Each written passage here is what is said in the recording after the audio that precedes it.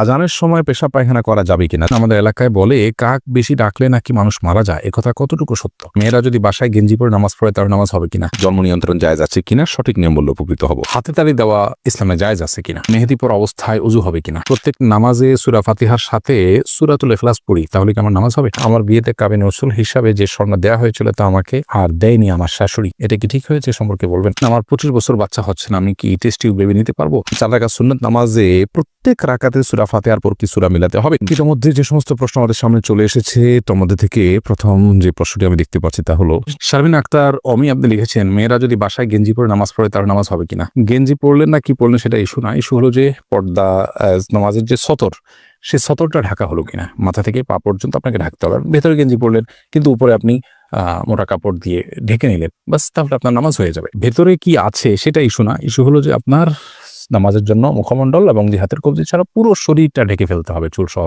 সেটা আপনি করেছেন কিনা কোনো কাপড় দিয়ে। ইরফানুল হক ভূঁইয়া লিখেছেন আমি ফজর নামাজ জামাতে পড়তে পারি না, অনেক সময় সঠিক সময় পড়তে পারি না, কাজা পড়তে হয়, বাকি সব নামাজ জামাতে পড়ি, এক্ষেত্রে গুনাহ হবে কিনা? অবশ্যই গুনাহ হবে। প্রত্যেক নামাজই সময় মতো আপনাকে পড়তে হবে। ইন্নাস সালাতা কানাত আল মুমিনিনা কিতাবাম মাওকুতা। অনেক ভাইরা আছেন সব নামাজ পড়তে পারেন, ফজর নামাজটা পড়তে পারেন না, তো ফজর নামাজ পড়ার জন্য আপনাকে রাতে তাড়াতাড়ি শুয়ে যেতে হবে, এসার পর শুয়ে যেতে হবে, দ্রুততার সাথে শুয়ে পড়তে হবে এবং ওঠার জন্য যত রকম উপায় আছে সব অবলম্বন করতে হবে। নামাজি মানুষদের সাথে থাকতে হবে, তাদের সহযোগিতা নিতে হবে, তারা যেন ডেকে দেয়।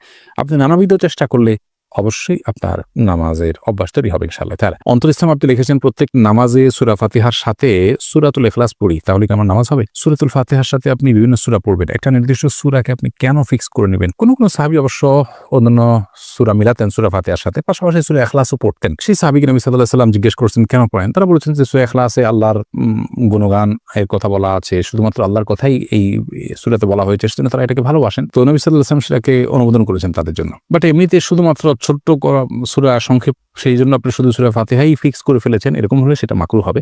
বরং আপনার একাধিক সূরা জানা থাকলে এক সময় একটা পড়ার চেষ্টা করতে হবে। সামিল সরকার সোয়াদ আপনি লিখেছেন মেহেদি পরা অবস্থায় ওযু হবে কিনা? হ্যাঁ, অবশ্যই হবে। মেহেদি পরার কারণে ওযুর কোনো ক্ষতি হবে না, কারণ মেহেদি এটা আমাদের হাত মানে আমাদের শরীরের উপর, আমাদের ত্বকের উপর আলাদা কোনো প্রলেপ তৈরি করে দেয় না, আলাদা কোনো লেয়ার সৃষ্টি করে না। অতএব মেহেদি লাগানোর পর হাতে পায়ে আমরা ওযু করতে পারবো, কোনো অসুবিধা হবে না ওযুর জন্য। তবে নেইল পলিশ ইত্যাদি যদি হয় সেটা কথা ভিন্ন, কারণ সেটা আলাদা প্রলেপ তৈরি করে। আর মেহেদির ক্ষেত্রে একটা কথা আমাদেরকে জেনে রাখতে হবে যে বাজার থেকে যে আর্টিফিশিয়াল মেহেদি পাওয়া যায় সেগুলো আমরা লাগালে ওযু হবে কিনা? এর উত্তর হলো সেগুলো লাগালেও আমাদের হাতে পায়ে ওযু করতে পারবো আমরা, গোসল হবে, ওযু হবে। যদিও সেগুলো মনে হয় যে খসে খসে পড়ে, আলাদা প্রলেপ আছে বলে মনে হয়, কিন্তু এটা নিয়ে আমরা যতটুকু ঘাটাঘাটি করেছি তাতে আমাদের কাছে পরিষ্কার হয়েছে যে এটা মূলত কেমিক্যালের কারণে চামড়ার উপরের একটা লেয়ার খসে পড়ে, এটা আলাদা কোনো আবরণ নয় যেটা ত্বকের উপরে তৈরি হয়। অতএব আর্টিফিশিয়াল যে মেহেদি বাজারে পাওয়া যায়, ব্যাটারি মেহেদি ইত্যাদি, সেগুলো ব্যবহার করলে ওযু হয়ে যাবে, গোসল হয়ে যাবে ইনশাআল্লাহ তাআলা। আব্দুল্লাহ গালিব আপনি লিখেছেন আমি বাহিরে অফিসে মানুষের সাথে চলার সময় বাহিরের বিভিন্ন খাবার খাই, যা থেকে আমার পরিবারের অন্যান্য সদস্যরা বঞ্চিত হয়, এতে আমার গুনাহ হবে কিনা? আপনি বাইরে যখন অফিসে মানুষের সাথে চলার সময় বিভিন্ন খাবার খান, এটার সবগুলোতে পরিবারের সদস্যদেরকে অংশগ্রহণ করাতে হবে তো বাধ্যবাধকতা নেই। আপনি যদি ইচ্ছাকৃত তাদেরকে বঞ্চিত করানোর নিয়ত না থাকে বা তাদের হক আদায় না করে আপনি বাইরে বাইরে অনেক বেশি ভোগ করেন, তাহলে সেক্ষেত্রে ভিন্ন বিষয়। বাট তাদের জন্য বাজার ঘাট আপনি যথারীতি করছেন আর বাইরে আপনি খাচ্ছেন, এর কারণে আপনার কোনো গুনাহ হবে না এবং প্রত্যেকটা খাবারেই তাদেরকে শরীক করতে হবে এমন কোনো বাধ্যবাধকতাও কিন্তু নেই। তৌসিফ আহমেদ ইউসুফ আপনি লিখেছেন কি আমল করলে নিজেকে গুনাহ থেকে দূরে রাখতে পারবো? গুনাহ থেকে দূরে রাখার জন্য সবচেয়ে বড় আমল হলো গুনাহের পরিবেশ থেকে দূরে সরা, অর্থাৎ যে জায়গায় গেলে গুনাহ হবে, যে মানুষদের সাথে থাকলে গুনাহ হয়, সেখান থেকে সরে আসতে হবে, এটা হলো মূল বিষয়। পাশাপাশি আপনার আল্লাহ তাআলার কাছে পানাহ চাইতে হবে, গুনাহ মুক্ত থাকার জন্য আল্লাহর কাছে দোয়া করতে হবে, আল্লাহ যেন গুনাহমুক্ত থাকার তৌফিক দান করেন। গুনাহগার এবং খারাপ মানুষদের সংস্রব থেকে বেরিয়ে আসতে হবে, সেই চেষ্টাগুলো অব্যাহত রাখতে হবে ইনশাআল্লাহ বিদিনিল্লাহ, তাহলে গুনাহ থেকে মুক্ত থাকা সহজ হবে। আর আগের গুনাহগুলো থেকে তওবা করতে হবে, তাহলে নতুন করে গুনাহ থেকে বাঁচা সহজ হবে ইনশাআল্লাহ বিদিনিল্লাহ। শারমিন আখতার আপনি জানতে চেয়েছেন স্বপ্নদোষ এটা হয়েছে কি না আমি শিওর নই বা মনে নেই, তাহলে কি করা দরকার? শুধু স্বপ্নে দেখেছেন কিন্তু কোনো ভিজা বা স্বপ্ন দোষের মাধ্যমে বীর্যপাত হয়েছে এরকম কোনো আলামত যদি আপনি না দেখেন, তাহলে সেক্ষেত্রে আপনার গোসল ফরজ হয়নি। আপনি স্বপ্নে দেখেছেন বীর্যপাত হয়েছে, বাস্তবে বীর্যপাতের কোনো আলামত যদি খুঁজে না পান তাহলে আপনাকে গোসল করতে হবে না। কাজী রিয়াদ আপনি জানতে চেয়েছেন বাচ্চারা অনেক সময় নিজের ছায়ার সাথে খেলা করে, এটা কি কোনো ক্ষতির সম্ভাবনা আছে? না, বাচ্চারা নিজের ছায়ার সাথে খেলা করলে এর জন্য বিশেষ কোনো ক্ষতির কথা আছে বলে আমার জানা নেই। মেহনাজ পারভিন আপনি জানতে চেয়েছেন, অনেক জায়গায় লেখাটা দেখেছি ফু দিয়ে মোমবাতি বন্ধ করলে দারিদ্রতা আসে, এটা কি সঠিক? এটি কুসংস্কার। ফু দিয়ে মোমবাতি বন্ধ করা যায় না, ফু দিয়ে মোমবাতি বন্ধ করলে দারিদ্রতা আসে এরকম কোনো বিশ্বাস রাখা যায় না। দারিদ্রতার সাথে এগুলোর কোনো সম্পর্ক নেই, এগুলো কুসংস্কার, এমনটি বিশ্বাস করা যাবে না। এটি বিশ্বাস ছোট শিরকের অন্তর্ভুক্ত হবে। বরং ফু দিয়ে মোমবাতি নেভাতে গেলে যদি আগুন ডানে বামে ছড়াতে পারে সে ভয় থাকে, তাহলে ফু দিবেন না, হাত দিয়ে নেভাবেন, সেটি ভিন্ন বিষয়। কিন্তু এর কারণে দারিদ্রতা আসে এরকম কথা সঠিক নয়। সফিবুর রহমান আপনি জানতে চেয়েছেন, সুন্নত পদ্ধতিতে গোসল করার জন্য প্রথমে ওযু করলাম, তারপরে সারা দেহে সাবান মেখে গোসল করলে আবার কি ওযু করতে হবে? না, এরপরে আর ওযু করার প্রয়োজন নেই। তো অনেক উলামায়ে কেরামের মতে লজ্জাস্থান সরাসরি স্পর্শ করলে ওযু ভেঙে যায়। তাদের মত অনুযায়ী আপনি লজ্জাস্থান, এমনিতে গোসলের সুন্নাহ পদ্ধতি হলো যে আগে লজ্জাস্থানে কোনো ময়লা নাপাক থাকলে সেগুলোকে আগে ভালো করে ধুয়ে ফেলা, এরপরে পুরো শরীর ধোবেন, তারপরে সেক্ষেত্রে আর লজ্জাস্থানে সরাসরি স্পর্শ করবে না। তবে লুঙ্গি ইত্যাদির মাধ্যমে স্পর্শ করলে কারোর মতেই ওযু ভঙ্গ হবে না। মিতা নাহিদা আপনি জানতে চেয়েছেন, কিছুদিন আগে আমার বাচ্চা হয়েছে, বাচ্চা হওয়ার কতদিন পর আমি নামাজ পড়তে পারবো বলে উপকৃত হব? বর্ণিতা, বাচ্চা হওয়ার পর ব্লিডিং যতদিন চলবে ততদিন আপনি নামাজ পড়বেন না, ব্লিডিং শেষ তখন থেকে আপনি নামাজ পড়বেন। এটাকে নেফাস বলা হয়। নেফাস বা সন্তান প্রসব পরবর্তী যে ব্লিডিং, এই ব্লিডিং শেষ হয়ে গেলে আপনাকে সালাত আদায় করতে হবে। তবে ব্লিডিং এর সর্বশেষ সীমা হলো 40 দিন। 40 দিন পর্যন্ত যদি ব্লিডিং বন্ধ না হয় তাহলে 40 দিনের পরে ব্লিডিং থাকলেও আপনি সালাত আদায় করবেন। তানিয়া ইসলাম আপনি জানতে চেয়েছেন, অজু করে ফেরার পথে পুরুষ লোকের সাথে দেখা হলে বা কথা বলতে হলে তারপর নামাজ হবে কিনা, নাকি আবার অজু করতে হবে? না বোন, কোনো পুরুষ লোকের সাথে অজু করার পর যদি দেখা হয় বা কথা হয় তাতে আপনার অজু ভঙ্গ হবে না। অজু ভঙ্গ হওয়ার সাথে এর কোনো সম্পর্ক নেই। কেউ যদি অজু করার পর কোনো পুরুষের সাথে অন্যায়ভাবে দেখা দেন, হারামভাবে দেখা দেন, হারাম কথা বলেন, তাহলে ঠিক গুনার কারণ হবে, ভিন্ন কথা। কিন্তু এর ফলে অজু ভঙ্গ হবে না।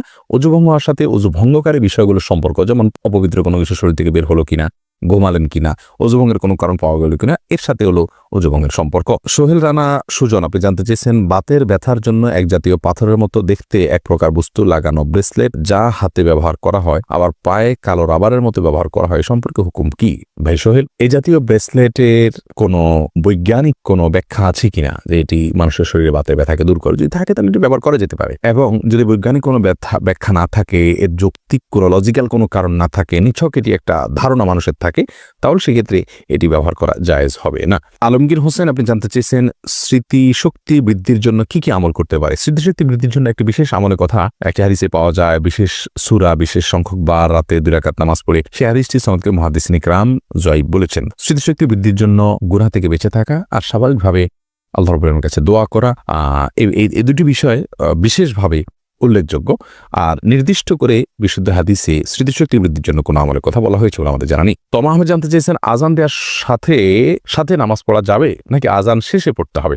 আজান যখন চলছে তখনও কেউ চাইলে সালাত আদায় করতে পারে, কোনো অসুবিধা নেই। বিশেষ করে মা বোনদের কথা বলতে পারি, ওয়াক্ত হওয়ার সঙ্গে সঙ্গে তারা সালাত আদায় করবেন। মসজিদে আজান হচ্ছে, আজান শেষ হলেই তাকে সালাত আদায় করতে হবে এমন কোনো বাধ্যবাধকতা নেই। পুরুষরা তো আজান শেষে জামাতের অপেক্ষা করবেন, তারপর সালাত আদায় করবেন। যদি কোনো কারণে তিনি জামাতে শামিল হওয়ার সুযোগ না থাকে, একা একা তাকে পড়তে হয়, তাহলে আজান চলাকালীন সালাত আদায় করলে সালাত হয়ে যাবে। এমনি সোহাগ ইসলাম জানতে চেয়েছেন, 4 রাকাত সুন্নত নামাজে প্রত্যেক রাকাতে সূরা ফাতিহার পর কি সূরা মিলাতে হবে?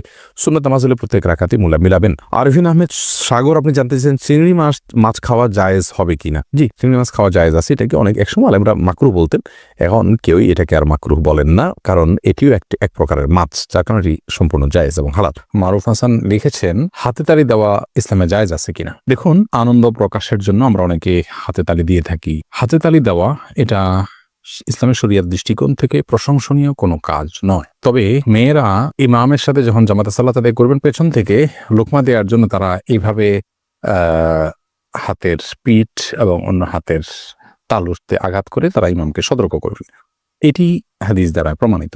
এর বাইরে সাধারণত যে হাতে তালি আমরা এভাবে দিয়ে থাকি অনেকে, এই হাতে তালিটা শরিয়া দৃষ্টিকোণ থেকে প্রশংসনীয় কোনো কাজ নয়। এর অন্যতম প্রধান কারণ হলো যে এটি অন্য ধর্মাবলম্বী মানুষদের সাথে আপনার সাদৃশ্য হয়। আর বিশেষ করে আরব জাহিলি যুগে আপনার মক্কার মুশরিকরা তারা বাইতুল্লাহর পাশে যে সালাত আদায় করতে করেন, এটা তারা সে সম্পর্কে বলেছেন। সেটা ছিল তাদের মুকা এবং তাসদিয়া, অর্থাৎ হাতে তালি দেওয়া এবং শীষ দেওয়া, এটা দিয়ে তারা ইবাদত করত। তো একজন মুসলমান হিসেবে আমরা কাউকে সাহস দেওয়ার জন্য মাশাআল্লাহ বলবো, আমরা অন্য কোনো ভাষায় অন্য কোনো শব্দ দিয়ে তাদেরকে আমরা উৎসাহ দিতে পারি, কিন্তু হাতে তালি দেওয়া এটা শরীরের দৃষ্টিকোণ থেকে প্রশংসনীয় কাজ না। কিন্তু কেউ যদি হাতে তালি দেন, এতে হারাম হবে ব্যাপারটা ওই পর্যায়েরও কিন্তু না। গুড থটস আইডি থেকে আপনি লিখেছেন, আমার বিয়েতে কাবিন ওসুল হিসাবে যে স্বর্ণ দেওয়া হয়েছিল তা আমাকে আর দেয়নি আমার শাশুড়ি, এটা কি ঠিক হয়েছে সম্পর্কে বলবেন? অবশ্যই অন্যায় হয়েছে, জুলুম হয়েছে। আপনার শাশুড়ি আপনাকে যে মোহর বাবদ যে স্বর্ণ উসুল লিখার পরও সেটি দেননি, সেটি তিনি আত্মসাৎ করেছেন বলে বিবেচিত হবেন এবং গুণাগার হবেন। আপনি এটি আদায় করার মতো কোনো সুযোগ আপনার থাকলে অবশ্যই আপনি সেটা আদায় করতে পারেন, সেটা আপনার রাইট। তামান্না আপনি লিখেছেন, আমার ফুফু মারা যাওয়ার আগে ওসিয়ত করেছেন বাবার বাড়িতে কবর দিতে, ওনার ছেলে মেয়ে দেয় নাই, এখন ওনার কবর নিচের দিকে দেবে যায়, এটা কি ওসিয়ত পূরণ না হওয়ার কারণে এখন করণীয় কি? না, এটার সাথে ওসিয়ত পূরণ না হওয়ার কোনো সম্পর্ক নেই। মৃত ব্যক্তি যদি কোনো ওসিয়ত করেন আর সেটা যদি ভ্যালিড ওসিয়ত হয়, ভালো বা বৈধ ওসিয়ত হয় শরীর দৃষ্টিকোণ থেকে, তাহলে সেই ওসিয়ত পূরণ করাতে কোনো অসুবিধা নেই। আর যদি সেই ওসিয়তের শরীয়ত দৃষ্টিকোণ থেকে সেই ওসিয়তের বৈধতা না থাকে বা সঠিক ওসিয়ত না থাকে, তাহলে সেক্ষেত্রে সেই ওসিয়ত পূরণ করা আবশ্যক নয়। কিন্তু ওসিয়ত পূরণ করা না করার সাথে কবর ডেবে যাওয়ার কোনো সম্পর্ক নেই। এই কবরকে যাতে ডেবে না যায় তার জন্য ব্যবস্থা গ্রহণ করা যেতে পারে।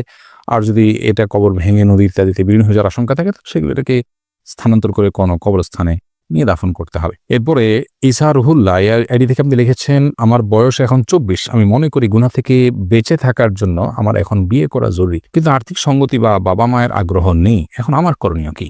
ইসা, বাবা মাকে আপনার বিবাহের প্রয়োজনীয়তা অন্য কাউকে দিয়ে বোঝানোর চেষ্টা করতে পারেন, এলাকার মানুষরা বা অন্যদের সহযোগিতা নিতে পারেন। আর আপনিও নিজে উপার্জনের জন্য চেষ্টা করুন, ক্ষুদ্র থেকে ক্ষুদ্র কোনো উপায় থাকলেও আপনি সেটা চেষ্টা করুন। এবং সেই সাথে তৃতীয়ত আপনার জন্য পরামর্শ হলো, গুনাহের পরিবেশ থেকে বাঁচার চেষ্টা করুন। আপনি মেয়েদের সাথে সংস্রব, তাদের সাথে সম্পর্ক, এগুলো থেকে আপনি দূরে থাকুন, তাহলে ইনশাআল্লাহ বিদিনল্লাহ আপনার গুনাহমুক্ত জীবন রাখা সহজ হবে। জেসমিন আলম আপনি লিখেছেন, আমার 25 বছর বাচ্চা হচ্ছে না, আমি কি টেস্ট টিউব বেবি নিতে পারবো? টেস্ট টিউব বেবি নেওয়াটা অনেক শর্ত সাপেক্ষে জায়েজ। এর ভিতরে অন্যতম প্রধান শর্ত হলো যে স্বামী স্ত্রী পরস্পরের আপনার ডিম্বাণুশীকরণে হতে হবে, অন্য কারোরটা হতে পারবে না। দ্বিতীয়ত হলো, এটা করতে গিয়ে হস্তমৈথুন অথবা পরপুরুষ বা পরনারী তাদের কাছে আপনার পর্দাহীনতা বা সতর্কহীনতা যেটা সেটা হতে পারবে না। এরকম বিভিন্ন শর্ত সাপেক্ষে যদি স্বামী স্ত্রী পরস্পরের ডিম্বাণু শুক্রাণু সংগ্রহ করা যায় এবং টেস্ট টিউব বেবি নিতে চান, তাহলে সেক্ষেত্রে নিতে পারেন। অনেকগুলো শর্ত আছে এক্ষেত্রে। আরিয়ান খান নাহিদ আপনি লিখেছেন, আমাদের এলাকায় বলে কাক বেশি ডাকলে নাকি মানুষ মারা যায়, একথা কতটুকু সত্য? কাক বেশি ডাকলে মানুষ মারা যায় এরকম কোনো কথার কোনো ভিত্তি নাই, সম্পূর্ণ কুসংস্কারাচ্ছন্ন একটি বিশ্বাস। অনেক কুসংস্কারাচ্ছন্ন বিশ্বাস এখন আমাদের সমাজের রন্ধ্রে রন্ধ্রে আছে, এগুলো আমাদেরকে দূর করতে হবে। মুসলমানের বিশ্বাস হতে হবে কোরআন এবং হাদিস ভিত্তিক, ওহী ভিত্তিক, কিংবা আপনার অভিজ্ঞতার আলোকে প্রমাণিত। নিছক লোকের মুখে শোনা এবং ধারণাভিত্তিক কথা, এটাকে বিশ্বাস করবে না মুসলমান। যদি করেন তাহলে সেটা তার ইমানের ঘাটতি এবং ইমানের দুর্বলতা, ইসলাম সম্পর্কে অজ্ঞানতার প্রমাণ হবে, এবং সেটা কোনো কোনো ক্ষেত্রে শিরকে পর্যবসিত হতে পারে। হালিমা বেগম জানতে চেয়েছেন, গাছের মেহেদি পাতা কি পায়ের নখে দেওয়া যাবে? কোনো অসুবিধা নেই। অনেকে মনে করেন যে মেহেদি পাতা পায়ে দেওয়া যাবে না, যেটি দাড়িতে দিতে হয়, চুলে দিতে হয়, এমন কোনো কথা নেই। তেলও তো দাড়িতে চুলেতে দিতে হয়, পানিও তো আমরা মাথায় দিই, সেটা আবার পায়েও দিই। অতএব এটা কোনো কথা নেই, এমন কোনো কথা নেই যে মেহেদি পাতা পায়ে দেওয়া যাবে না, নখে দেওয়া যাবে না। ইসরাত আলিজা আপনি জানতে চেয়েছেন, শরীরে কোনো অংশে ব্যান্ডেজ লাগানো থাকলে ফরজ গোসল হবে কি না? যদি কোনো অংশে ব্যান্ডেজ লাগাতে হয়, ব্যান্ডেজ করাটা তার জন্য ক্ষতিকর হয়, অসুবিধার হয়, তাহলে সেক্ষেত্রে যে অংশে ব্যান্ডেজ লাগানো আছে ওই অংশ বাদে বাকি অংশে আপনি পানি ঢেলে যদি ধৌত করেন আর ব্যান্ডেজের উপরে শুধু ভিজা হাত দিয়ে মুছে নেন, তাহলে আপনার গোসল হয়ে যাবে। আর যদি ব্যান্ডেজটা এরকম জায়গায় হয়, কথার কথা পেটে বড় করে ব্যান্ডেজ আছে, তাহলে সেক্ষেত্রে আপনি উপরের অংশে কোনোভাবে পানি দিতে পারছেন না, দিলেই ব্যান্ডেজ ভিজে যাবে, তাহলে সেক্ষেত্রে আপনি অবশ্যই তেমন করে সালাত আদায় করতে পারবেন। যে প্রশ্নে আমি দেখতে পাচ্ছি, নাসরিন আক্তার চাঁদিনী আপনি জানতে চেয়েছেন, সোনা দিয়ে কি দেনমোহর শোধ করা যায়? যে কোনো কিছু দিয়েই দেনমোহর শোধ করা যেতে পারে। শাহান রাফসান আপনি জানতে চেয়েছেন, নামাজের মধ্যে মুখে যদি দাঁতের ভেতর থেকে কোনো কিছু খাবার বের হয় তাহলে কি নামাজ হবে? সামান্য যদি কণা টনা জাতীয় হয় কোনো অসুবিধা নেই, তাতে নামাজ হয়ে যাবে। দাঁতের মধ্যে কণা ছাড়া তো আর বড় কিছু থাকার কথাও নয়, অতএব এটি জায়েজ হবে ইনশাআল্লাহ। হ্যাঁ, যদি মুখের ভিতরে কোনো খাবার রেখে আপনি নামাজ দাঁড়িয়ে যান আর ওটা খেতে খেতে নামাজ পড়েন, আপনি গিলেন খান, তাহলে তো আপনার নামাজ হবে না। মেহরুন রিয়া আপনি জানতে চেয়েছেন, দেনমোহর যদি না নেওয়া হয় তাহলে কি কিছু হবে? না, দেনমোহর যদি আপনি গ্রহণ না করেন আপনার স্বামীর কাছ থেকে, ধার্য হতে হবে, আপনি নিলেন না, তাকে ক্ষমা করে দিলেন বা মওকুফ করে দিলেন, তাকে দায়মুক্ত করে দিলেন, তাহলে সেটি কারণে আপনাদের বৈবাহিক সম্পর্কে কোনো প্রকার অসুবিধা হবে না। আল্লাহ তাআলা কোরআনে কারীমে বলেছেন, যদি মেয়েরা দেনমোহরের ব্যাপারে কোনো ছাড় দেয়, স্বামীকে কোনো অংশ ছাড় দেয়, তাহলে স্বামীদেরকে আল্লাহ তাআলা বলেছেন ফাকুলুহু হানি আম্মারি, তাহলে সেটা তোমরা সন্তুষ্ট চিত্তে খেতে পারো, ভোগ করতে পারো, তোমাদের স্ত্রী তোমাদেরকে ছাড় দিয়ে।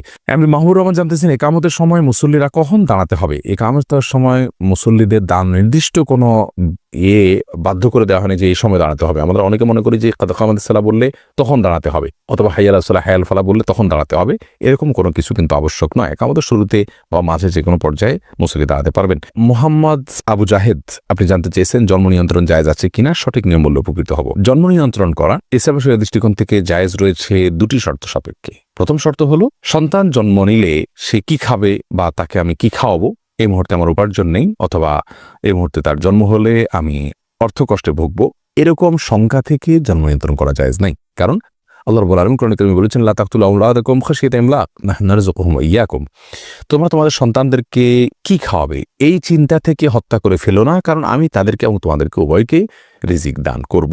অতএব রিজিকের ভয়ে জন্ম নিয়ন্ত্রণ করা জায়েজ নাই। যদি কেউ এই চিন্তা থেকে জন্ম নিয়ন্ত্রণ করে যে আমার স্ত্রীর স্বাস্থ্যগত দিক থেকে তিনি এখন সন্তান জন্ম দেওয়ার জন্য ফিট নন, অথবা ডক্টর নিষেধ করেছেন যে এত বছর পর্যন্ত সন্তান ধারণ করা উচিত হবে না, অথবা এমন কোনো জায়গায় আছেন যেখানে আসলে এই মুহূর্তে আরেকটি সন্তান হলে সেটাকে লালন পালন করা কঠিন হবে, বা একটা ছোট সন্তান আছে মায়ের দুধ খাচ্ছেন, আরেকটা সন্তান আসলে মায়ের জন্য লালন পালন করাটা টাফ হয়ে যাবে, সেরকম লোকজন নাই, অর্থাৎ পারিপার্শ্বিক কারণে যদি জন্ম নিয়ন্ত্রণ করা হয় সেটা জায়েজ রয়েছে। দ্বিতীয় শর্ত হলো যে যদি স্থায়ীভাবে না করা হয়, অস্থায়ীভাবে করা হয়, সে অস্থায়ীটা 2 বছর 4 বছর 6 বছর 10 বছর পর্যন্ত হতে পারে, সমস্যা নেই।